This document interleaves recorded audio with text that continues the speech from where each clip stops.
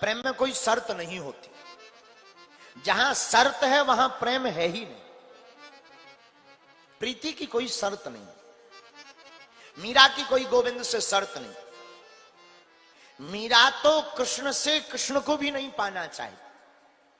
मीरा सिर्फ अपना प्रेम लुटा रही है, डूब रही है मीरा। क्षमा करना, ये बात बोलना चाहिए या नहीं ये तो नहीं हम कह सकते।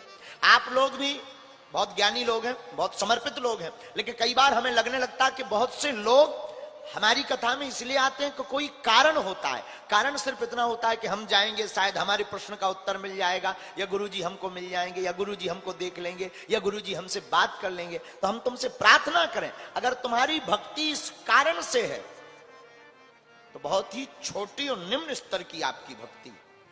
लेकिन आपकी भक्ति अगर केवल भगवान को पाने का कारण है तो यह उच्च कोटि की भक्ति है। और आप हमारे दरबार में इस अपेक्षा से भी मत जुड़ना कि हम आपको मिलेंगे या हमारी आपसे बात होगी। क्षमा करना, हमारी मानो तो चमत्कार को मान करके आप मत बैठो हमारी कथा में, प्रभु के नमस्कार को मान करके इस कथा में बैठो। चमत्कार से कुछ नहीं होना। हम तुम शर्त लगाना चाहते, आप भगवान से शर्त लगाते, और प्रेम अशर्त होता है। प्रेम में कोई शर्त नहीं। जहां शर्त है वहां तो प्रेम है ही नहीं, प्रेम अशर्त है।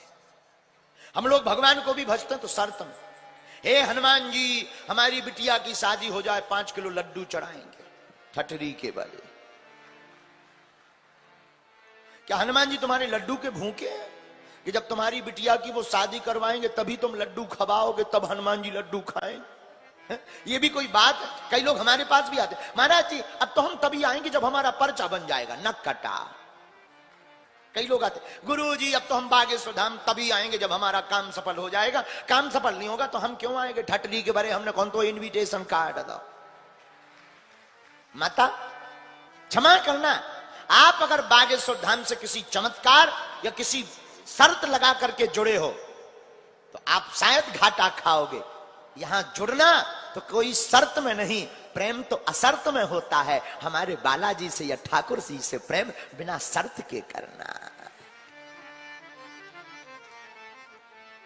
एक संत कहते थे, जो तुम्हें चाहेगा वो तुमसे कुछ नहीं चाहेगा। जो तुम्हें चाहेगा वो तुमसे कुछ नहीं चाहेगा। प्रेम में जो जिसको चाहता है उससे कुछ नहीं चाहता। अगर वो कुछ चाहता है तो वो प्रेम नहीं है। प्रहलाद जी भी कहते, ना सा भक्तया सावई बड़ी को। प्रहलाद जी अपने मुख से भगवान नरसिंह से कहते हैं, महाराज आप कह रहे हैं कुछ मांगो, ये लेने देने का काम तो बिजनेस में होता है। हम लोग जाते भगवान के द्वार पर, हे हनुमान जी लड़का की नौकरी लग जाए, हम आपके यहां बहुत बड़ा घंटा चढ़ाएंगे। जय हो, तुमसे हनुमानी जी बचा गए। मतलब अगर तुम्हारे लड़का की नौकरी ना लगे तो हनुमान जी के यहां घंटा ही नहीं लगेगा। जय हो तुम्हारी, हनुमान जी बचा गए। भैया भगवान की भक्ति, भगवान के दर्शन, भगवान का प्रेम कोई शर्त से नहीं होता। और आप हमारी कथा में भी शर्त के साथ मत बैठना। तुम समझो कि कोई शर्त है, ऐसा होगा तो हम कथा सुनेंगे, ऐसा हो जाएगा तो हम कथा सुनेंगे। बिल्कुल मत बैठना भैया। प्रेम तो अशर्त होता है, और जो अशर्त प्रेम पाता है ना फिर वो जीवन भर मुस्कुराता है। उसकी जिंदगी की प्रसन्नता नहीं जाती, मुस्कुराहट नहीं जाती।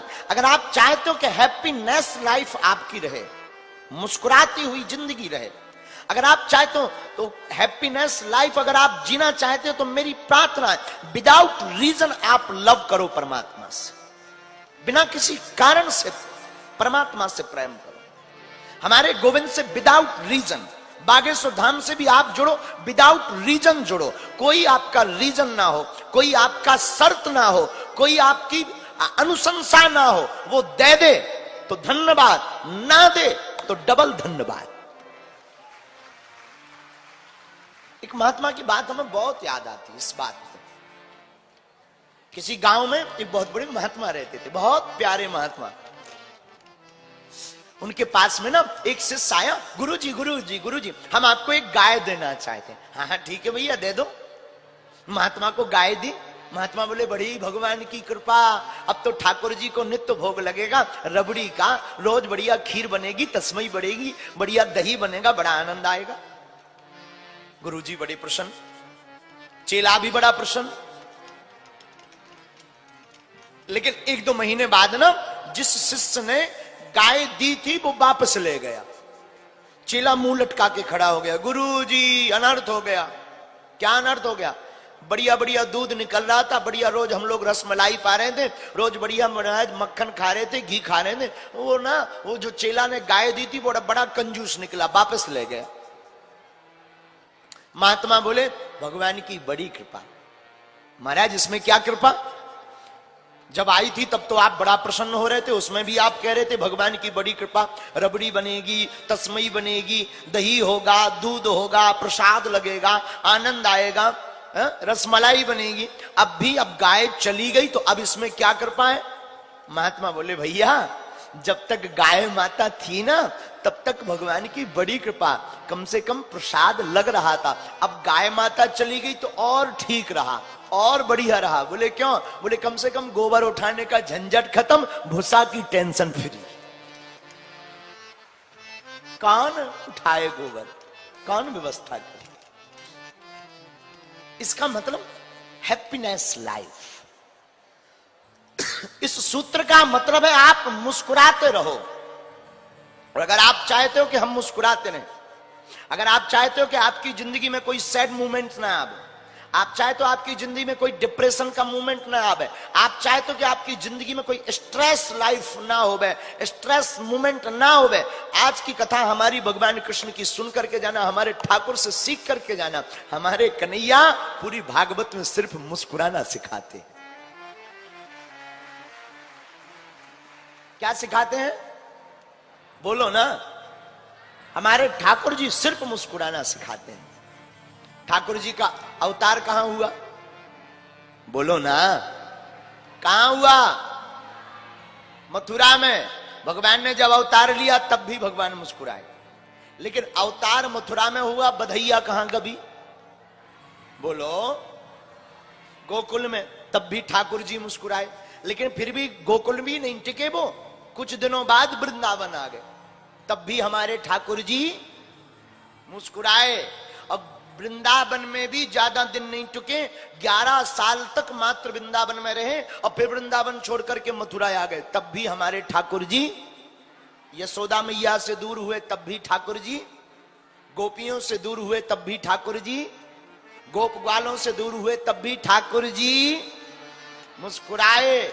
अब वृंदावन में आए तो युद्ध हुआ, 17 बार जरासंध ने आक्रमण किया, तब भी हमारे ठाकुर जी सांदीपनी आश्रम में पढ़ने गए, तब भी हमारे ठाकुर जी सुदामा से मित्रता की, तब भी हमारे ठाकुर जी द्वारका के राजा बने, तब भी हमारे ठाकुर जी, और महाराज 16,108 विवाह किए, तब भी ठाकुर जी, और यहां तक कि अपने ही परिवार को आपस में लड़वा करके अपनी ही आंखों के सामने पूरे परिवार का विनाश किया, तब भी हमारे ठाकुर जी।